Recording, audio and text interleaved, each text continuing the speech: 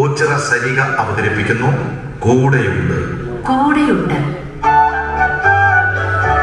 ഇടത്തരക്കാരന്റെ ജീവിത സാഹസങ്ങളുടെ പ്രതിഫലനമാണ് വർത്തമാനകാലത്തെ കറകളഞ്ഞ ഫലിതമെന്ന വിശ്വാസത്തോടെ ഞങ്ങൾ സമർപ്പിക്കുന്നു. ഇതുപോലൊരു ചായ കിട്ടിയ ജീവിതം നിന്ന് ഭയങ്കര എനർജി.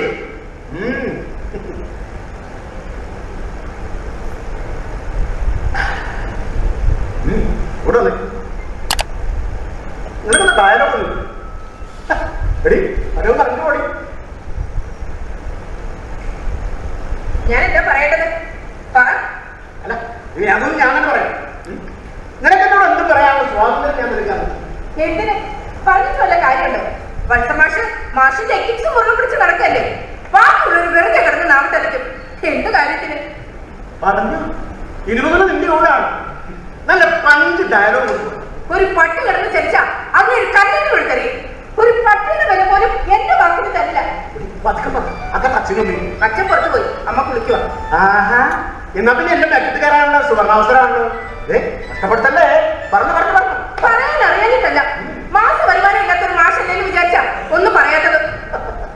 എന്തിനാ ചിരിക്കുന്നേ? 15 കൊല്ലം ഫാമിലി കോളേജ് കഴിഞ്ഞിട്ട് എന്തുണ്ടാക്കി?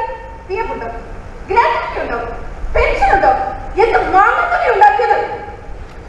കല്യാണം കഴിഞ്ഞപ്പോ ഞാൻ മാഷിനോട് പറഞ്ഞതാ, ഫാമിലി കോളേജിൽ പോണ കൂട്ടത്തിൽ PSC എഴുതിയാൽ റാങ്ക് ലിസ്റ്റിൽ വരാനുള്ള അറിവും വിദ്യാഭ്യാസം ഉണ്ടായിട്ടും എഴുതിയില്ല. എഴുതിയിരുന്നെങ്കിൽ ഇന്ന് ഏതെങ്കിലും സർക്കാർ ഡിപ്പാർട്ട്മെന്റിൽ പ്രമോഷനോട് കൂടി ജോലി ചെയ്യാമായിരുന്നു. ലോക സമ്പദ് വ്യവസ്ഥയെ കുറിച്ച് സംസാരിക്കുന്നതിന് മുമ്പ് അവനവന്റെ പോക്കറ്റിൽ എന്ത് മണ്ണാക്കിട്ട് ഉള്ളതെന്ന് നോക്കണം. ഭർത്താവല്ലെന്ന് വിചാരിച്ചല്ല ക്ഷമിക്കുന്നത്. കുറെ ശിക്ഷകളെ നാട്ടുകാരെ ബഹുമാനിക്കുന്ന മനുഷ്യനല്ലേ എന്ന് കരുതിയ ഒന്ന് പറയണ്ടെന്ന് വിചാരിക്കും. എന്നെ കൊണ്ട് പറയണം. നീ പറയുമ്പോഴാണ് ഞാനൊരു നേഷണൽ വേസ്റ്റ് ആണെന്നുള്ള തിരിച്ചറിവിക്കുണ്ടാവും. സുജയ്, നീ എന്നെ ഓരോ പ്രാവശ്യം വഴക്ക് പറയുമ്പോഴും ഞാൻ എന്നെ പുതുക്കിപ്പണിയാൻ ശ്രമിക്കുന്നുണ്ട്. ഇനിയെങ്കിലും മാറിയില്ലെങ്കിൽ നമ്മുടെ ജീവിതം അപകടത്തിലാവും. കഴിഞ്ഞ 4 മാസമായിട്ട് ഞാൻ ശരിക്കും പഠിച്ചു. എല്ലാ ജോലിക്കും അതിൻ്റെതായ റിസ്ക് ഉണ്ട് മാഷേ.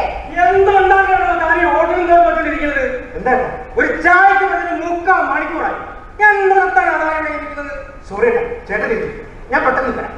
ചായ പാട്ടി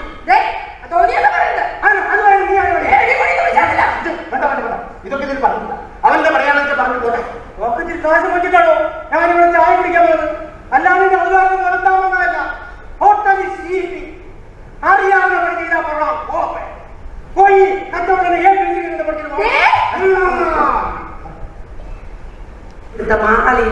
തട്ടി നിൽക്കാനുള്ള ശേഷി ഈ അമ്മയ്ക്കുണ്ട്. ഇതിനകത്ത് കയറാൻ ഞാൻ ആരും അനുവദിക്കില്ല. ഒരുത്തന്റെ അവതാരം എനിക്ക് വേണ്ട. സ്വന്തമെന്ന് പറയാൻ ഇനി ഇതേ ബാക്കിയുള്ളൂ. അവനാണ് ജോലി തുടങ്ങിക്കോളാൻ പറ. ഞാൻ അനുവദിക്കില്ല. ഞാൻ എന്ത് വേണം? അമ്മ വന്നു ഒരു കാര്യം ഞാൻ പറയട്ടെ. അമ്മ വന്ന് ഒരു കാര്യം പറയട്ടെ.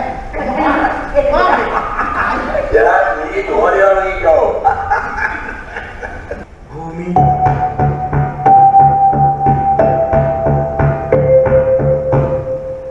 ഉരുണ്ടതല്ല, പരന്നതാണ്.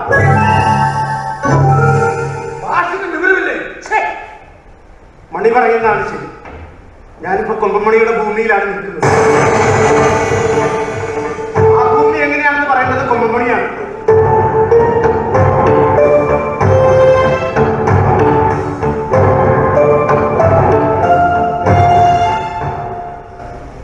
പക്ഷേ ഇതിനാ ഉത്തരം എത്തിച്ചു പറഞ്ഞത്. അറിയാവുന്ന ഉത്തരങ്ങളൊന്നും ജീവിക്കാൻ മതിയാവില്ലല്ലോ സിബി. ഞാൻ കൊമ്പമണിയുടെ വലിയ കടക്കാരനാണ്. അവനിപ്പോ അർദ്ധരാത്രിയാണെന്ന് പറഞ്ഞ ഞാനത് സമ്മതിക്കും. സ്വന്തം ജീവിതം മറന്ന് അവരൻ്റെ ദുഃഖം തൻ്റേതായി കണ്ട് തൻ്റെ നൊമ്പരങ്ങൾ അവരുമായി പങ്കുവെക്കാതെ മറ്റുള്ളവർക്ക് താങ്ങും തണലുമായി ഓടി നടക്കുന്നവരോട് ചോദിക്കണം, നിങ്ങൾ ക്ഷീണിതനാണോ? നിങ്ങൾക്ക് ദാഹിക്കുന്നുണ്ടോ? വിശക്കുന്നുണ്ടോ? നിങ്ങൾക്ക് വീടുണ്ടോ? വീട്ടുകാർക്ക് സുഖമല്ലേ? എന്നിട്ട് അവരെ ചേർത്ത് പിടിച്ച് കരൾ പകുത്തു നൽകി അവരോട് പറയണം, ഞങ്ങളും നിങ്ങളുടെ കൂടെയുണ്ട്.